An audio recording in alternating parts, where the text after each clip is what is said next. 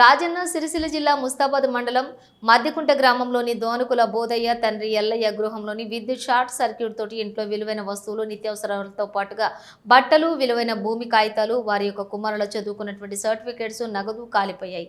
అదేవిధంగా ఇల్లు పాక్షికంగా దెబ్బతిన్నది. ప్రభుత్వం యొక్క సెస్ అధికారులు స్పందించి బాధిత కుటుంబాన్ని ఆదుకొని ఆర్థిక సహాయం అందించాలని గ్రామస్తులు కోరుతున్నారు.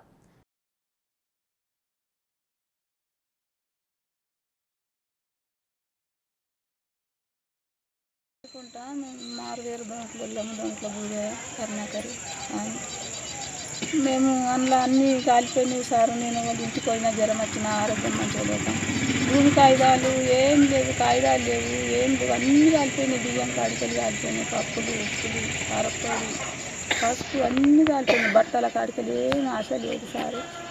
ఇక మీరు ఏదన్నా మా మీద దయ్యుంది, ఏదన్నా కనకరించుండ్రి, అందరు సహాయకరం చేయండి.